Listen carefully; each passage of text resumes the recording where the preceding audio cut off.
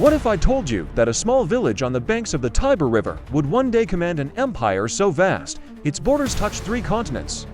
That it would rise with myth, conquer with might, rule with brilliance and fall with tragedy. This is the story of Rome, not just of emperors and wars, but of an idea that still echoes through every law, road, and building we know today. From humble beginnings to imperial glory, the Roman Empire's saga spans more than a millennium, shaping the very foundations of Western civilization. Long before the golden eagles of Rome marched across continents, before emperors sat upon thrones of marble and gold, there was a tale whispered around fires, a tale of 2 brothers and a she-wolf. Romulus and Remus, born of divine blood and destined for greatness, became the first legendary figures in Rome's history. Abandoned as infants and suckled by a wild she-wolf, the twins survived against all odds, growing into strong and ambitious young men. Their rivalry would end in blood, with Romulus slaying his brother and becoming the founder and namesake of Rome in 753 BCE. Though the story is more legend than fact, it encapsulates Rome's spirit, destiny, conflict, survival, and sacrifice. The early Roman kingdom was a city-state on the Tiber's banks, hemmed in by more powerful neighbors like the Etruscans to the north and the Latins and Sabines nearby.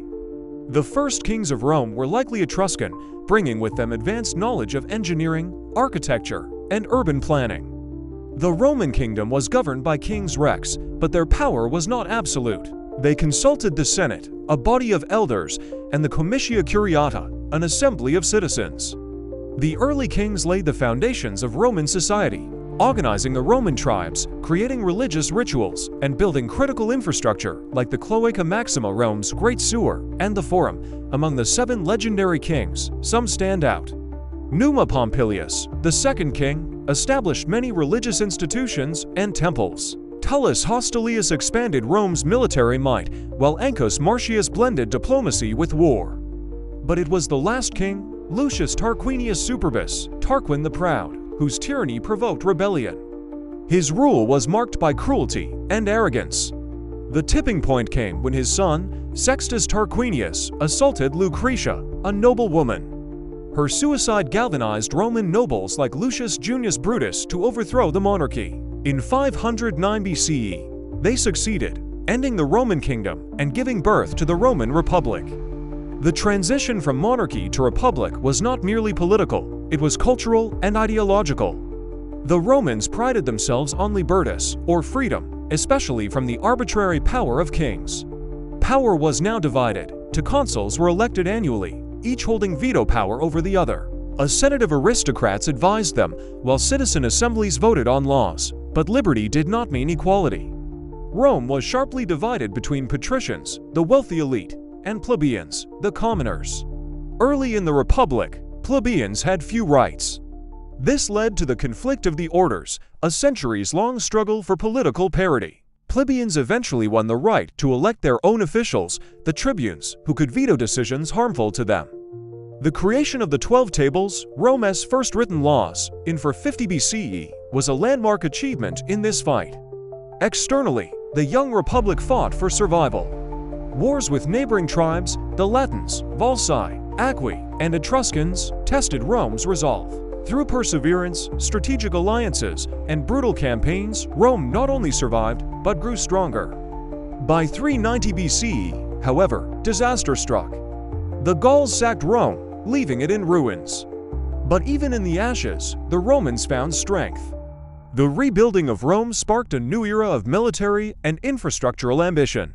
In the following centuries, Rome dominated central and southern Italy through a combination of military conquest and smart diplomacy. They offered defeated enemies Roman citizenship or favorable treaties, integrating them rather than simply subjugating them.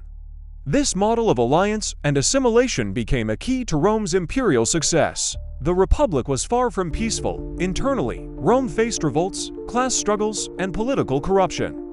Externally, the Punic Wars, especially the Second Punic War, would define Roman tenacity. Facing Hannibal, one of history's greatest generals, Rome endured terrible defeats at places like Cannae. But Rome, through strategic brilliance and stubborn resolve, turned the tide and emerged victorious, securing dominance over the Western Mediterranean. Their victory in the Punic Wars was not merely military, it redefined Rome's destiny. Now a Mediterranean superpower, Rome turned eastward, engaging in conflicts with Hellenistic kingdoms and absorbing vast, wealthy territories. This expansion brought immense wealth, but also new challenges. Rome became rich and divided. Slavery increased. Land became concentrated in the hands of the elite. The plebeians suffered. Bread and circuses replaced engagement and reform. And into this tension stepped men like Tiberius Gracchus, who tried to bring land reforms, but was murdered by the Senate. Then came his brother Gaius, and he too met a violent end. Violence had entered Roman politics, and it would never leave. Generals began to amass personal armies loyal to them rather than to the Republic. Men like Marius and Sulla turned their armies against Rome itself. Civil war became a tool of ambition. And in this chaos rose one of the most famous figures in history, Julius Caesar.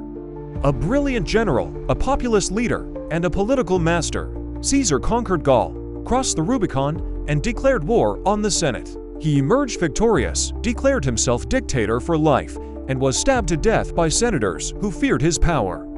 The Republic had died, but its corpse was still twitching.